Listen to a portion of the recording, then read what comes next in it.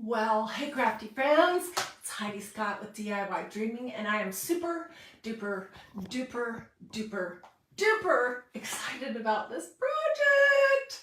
So last night when I wasn't sleeping, which is usually a couple nights a week, I wake up and can't go back to sleep. I was wandering around Pinterest and I saw some of these little scissor pouches made with pot holders. And that started me thinking. I didn't have any pot holders, didn't feel like going out, so decided to come up with my own solution and my own project, and it turned out super cute. So I'm going to give you step by step. We're going to actually do it. I took some time to measure everything up in case you want to make one that's exactly the same size. And I will get a picture of this, but I'm going to go through it with you. So it should be great. And what I'm thinking is that if you are the type that likes to craft or sew or crochet or anything while you're traveling, this is a great little doodad to have. Of course, don't take it in your carry-on on an airplane, or your scissors will be confiscated. But, and also it's pretty, and I just love to have pretty things around. It would make a great gift, and it's practically free, and you can do this in whatever fabric, colors, style you like. So let me quit talking and let's jump right in. Okay, so what is involved here? Well, I am using canvas duck fabric from the fabric store that I have torn into the dimensions that I will need, and I'll show you. And then I am using some quilt batting. You can get this at any sewing store, and I will show you the dimensions for that. I'm using some, big surprise, some buttons. I'm using some bits and pieces of lace. But again, you can make this your own style and your own colors. And if your scissors are extra large, then just fiddle around with it until you get the size that you need. But this works for these. Whoops. Well, this is a bigger pair, but it especially works for these scissors that I love, that are from magnoliadiy.com. Okay, so what we're going to be making is something that is ultimately going to be 8 inches by 8 inches square. I think, yeah. And inside of this is a square. This is what's going to make it like a quilt, like thick. A piece of 7 by 7 cotton batting. So I tore this piece of canvas duck, and then I ironed it, and I ironed where the crease should be just to make it easier. I ironed it, but this piece right here, sorry, can I open it, is 8 inches wide by 15 inches long. And how I came up with that is I added a 1/2 inch around this 7 by 7. And then it's folded in half like a sandwich. So on the 7-inch side, that makes it 8. And when this is folded in half, it's 14, but you're going to add another inch there, so it's going to be 8 by 15. And it makes this cute little sandwich. So if you want these instructions, just say instructions or drawing or diagram or something. Okay. Oh, and I pulled out a couple of things that I have made in the last few years. This was something we made maybe 1 or 2 years ago, and it's just a pretty little needle book made with painter's drop cloth, lace, and the same cotton quilt batting, and one of my totally dazzled little cameo blings, some lace. So that's one thing that I made. This is another one of my favorites. This is a vintage coffee creamer dish with canvas duck and some lace, and it's a pincushion. Way a long time ago, maybe 4 years ago, I made this little needle book just using pieces of felt. And this is great if you're like me, you can never find a sewing needle. It's great to have them all in one place. And then I wanted to show you this also. This is my little crochet pouch that has, not crochet, it's a little pouch made out of felt with lace that has my crochet hooks in it. So I can find everything. And then I wanted also to show you this just because it's pretty. This was a book that I covered with bits and pieces of lace and doilies. And it just has a bunch of the jewelry items that I've made here on DiyDreaming inside of it. Okay, back to this. All right, so my long piece of canvas duck, because that's what I'm using, but you don't have to use canvas duck if you don't want, is 8 inches by 15. And the first thing I need to do is I need to glue it all shut. There's no sewing involved with this. However, if you like to sew and you have a sewing machine or you want to do this by hand, you certainly can. So I'm going to start with this back part here where I'm going to be folding it. And I am using my low temperature hot gluing device. And so I just glued this edge. Now I'm going to do these. And I do want it to match up as good as I possibly can. It doesn't have to be perfect. And what I'm gluing is the stuff around the quilt batting.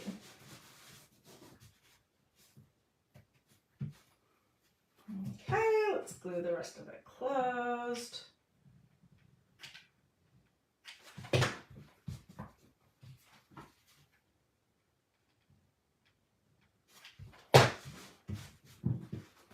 Okay, so you're going to end up with this little pouch that's nice and thick and soft because it has a piece of quilt batting inside of it. Then we're just going to fold it like an ice cream cone, like the cone thing. And I just need to figure out which way I want to start. I want this because that's a little mistake where it's all puckered there. I want that to be on the inside. Okay, so I'm going to start out by folding this side in. And let's make sure that it will be big enough to hold some scissors. Yes, it will. Okay, all I'm going to do basically is glue this edge down.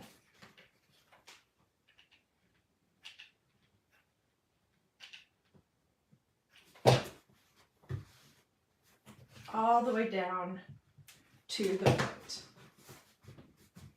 Okay, so can you see what I have done? This part is open still to accommodate a pair of scissors. Then we're going to fold this one over and glue it down, and it will accommodate a second pair of scissors.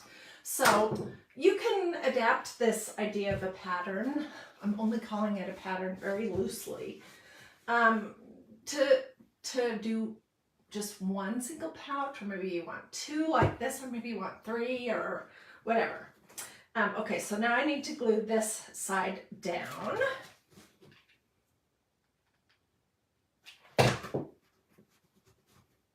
The embellishment is where it gets really fun. And I am using my Surebonder low temperature hot gluing device. You can pick these up at pretty much any craft store, at Walmart, at Hobby Lobby, whatnot. It's under $10 generally. And I just have had way too many hot glue burns in my crafting history that I am unwilling to do that anymore. So I pretty much always use low temperature. That's just how I do it. Okay, so this is basically it. This one has has a little bit of fringe at the bottom, but it is completely glued shut, and this one did too. It's kind of thick, so it's hard to get that completely, you know.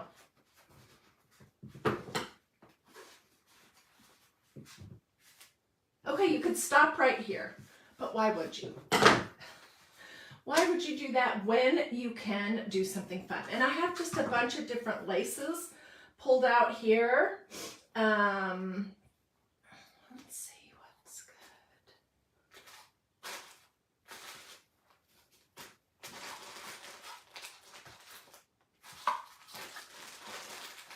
And I'm basically just going to glue some strips of lace down the edges.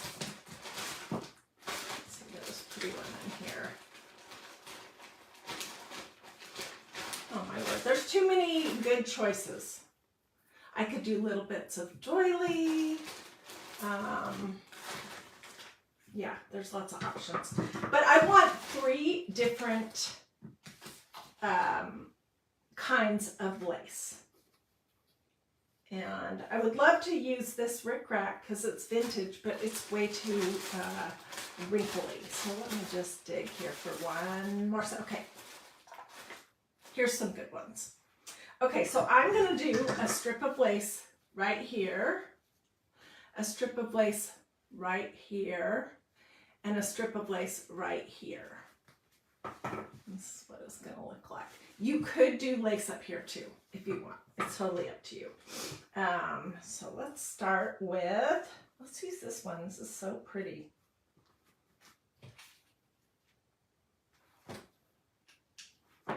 And if you like another kind of glue for your fabric projects, use what you like. You don't have to use hot glue. I just am so, I don't know, I always use hot glue, it seems like. And I almost always, well, pretty much always use this low temperature stuff.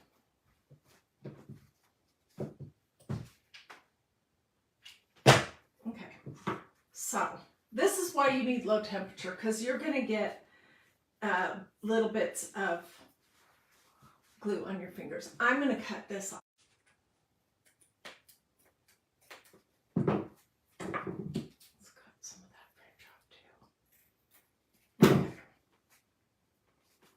And I can come back and glue it a little bit more securely later if I want.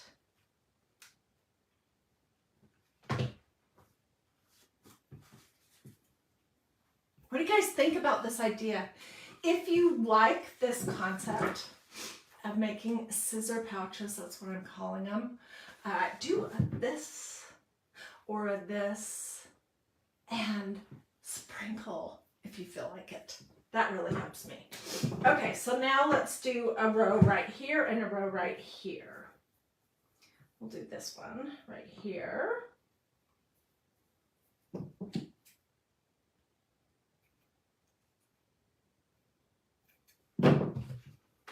And I'm just going to layer it right over the top of the other one.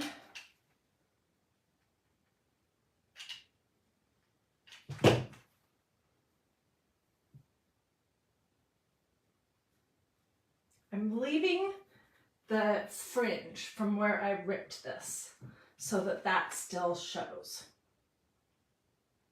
And for this one, I'm going to wrap it all the way around the back, I think. Did I do that on this? Yeah, I did. So, yeah, I'm going to do that. And then I'll make it rejoin right here.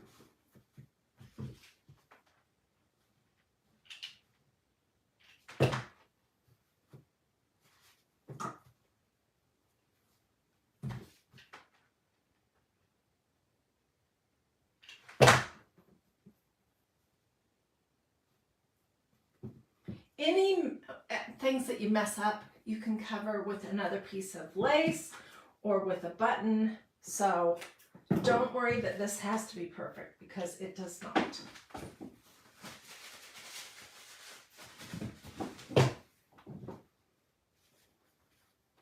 when I saw this idea last night, I was like, ooh, and then I really couldn't sleep. I didn't necessarily love the style of the scissor pouch that I saw on Pinterest. I mean, it was nice enough. I knew I could come up with my own spin that would be cream with lace and buttons. I wasn't sure how I was going to make it thick, like a pot holder would be if you folded it. Anyways, okay, so let's do this one right here, and let's use this thinner lace, which some of these laces came from Hobby Lobby, and some of these came from Dollar Tree, and some of these are vintage. Okay, so I'm going to lift this up a little bit and go back to the edge.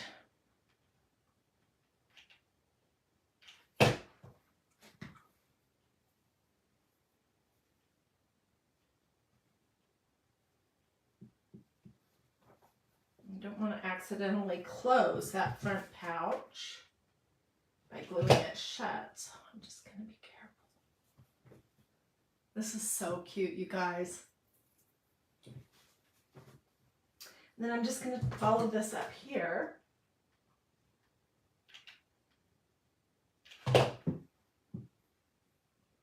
You don't have to do the back if you don't want. It's totally personal preference.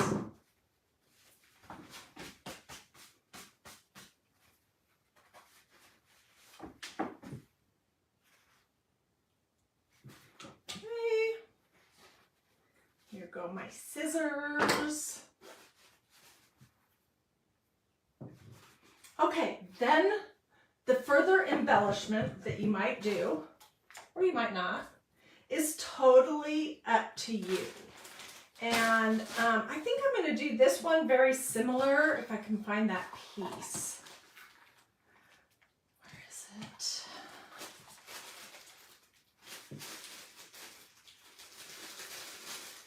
Maybe I'll use this. That's very pretty. Okay, so this is a piece of, I think this is called tatting. And what I want is the flower. So I'm gonna just cut that off. I'm looking for scissors and I have 4 pairs right here. Whoops. So when I'm all finished, if you hopped on after the beginning, I showed my little drawing of this project. It's not really a pattern, it's just an explanation of how I made this work. Let me know if you would like this, and I'll get a photo of it. That's about the best I can do because I am not good with technology. I'll get a photo of it and I'll comment if you say instructions or something like that. I'll answer with that picture. I will also put it, ooh, I'm going to put this right on the corner. I will also put it in the comments.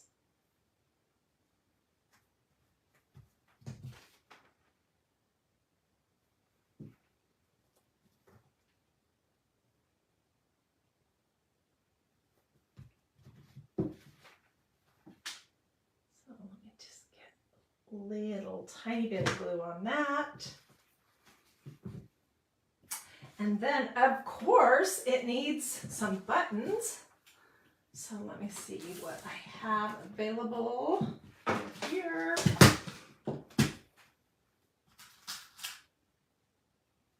This is a beautiful button. It was one, I think it was one of the buttons that I purchased while I was in Bend, Oregon, visiting my son just not long ago. And let's do one of these. This has kind of a pinkish color to it. So I'm either going to do that. Yes, that's what I'm going to do. So I'm going to glue on this first button. Where do I get these vintage mother of pearl buttons? I am always looking for them. Anytime I'm near an antique store, antique mall, thrift store. I'm always looking for buttons and lace, and sometimes I find something good and other times I find absolutely nothing. So it's just completely luck of the draw. Also, I'm frugal, so sometimes I'll find beautiful buttons that they want like $5 for each one, and there's just absolutely no way I'm going to do that. So there we go. You could add more buttons. You could embellish it in lots of different ways. You could do this whole project where the pouch that's over the top of the little quilt batting is a patterned fabric. It's ticking, it's painter's drop cloth, it's felt. I mean, you could do this 100 different ways. So here are my two. I love them. I'm super excited. I will get a picture of this and I will include that here in the comments. Hold up directions again. Thank you. I sure will, Brenda. And I'll tell you what it is. Okay, so the cotton quilt batting, it's this stuff that they put inside of quilts. It is 7 by 7. It's a square. That size is not set in stone. That's just how mine evolved. Then the long piece of fabric that's gonna basically have the quilt batting inside of it. It is 8 inches because I wanted a 1/2 inch seam on either side, and then it's 15 inches long. Then you can see where I folded it, and it was easier to fold it and iron it, so I knew where that fold was. And then basically you're just going to fold that over and make like a big sandwich. And then that gets folded 3 ways, however you want to do that. And that's it. And seriously, I had all this stuff on hand, so it really cost me nothing. I think if I had a friend or a sister or a mother or somebody who loved to sew, this would make a wonderful little gift. You could get a couple good pair of scissors and include that, and they would probably love it. Let me know if you would like to see my video tutorial on making this little pin cushion. It's one of my favorite crafts. I don't know if I can find this one because this one has been so long, but I can try. This is a needle book, and this is a crochet hook little pouch. I think I can probably find this one. This is also a needle book. So let me know if you'd like to see those. Oh, okay. Dee says that she made something like this out of pot holders. You know why that works is because they have the thickness to them and they're square. And sometimes they have that little loop that I would put up here at the top so you could hang it. But that works too. Go to your local Dollar Tree and see if they have anything that isn't, you know, totally obnoxious, like some of their kitchen stuff. Or look around your house, or create something like that your own self. And that's basically it. All right, I hope that you liked this project. This was totally up my alley. I'm super excited about how easy they were, how quick they were, and just how they cost virtually nothing. If you decide to do this project or put your own spin on it, of course, I would love to see that. So come back and post pictures here. Let me know if you have any questions. Feel free to sprinkle, all that good stuff. Alrighty.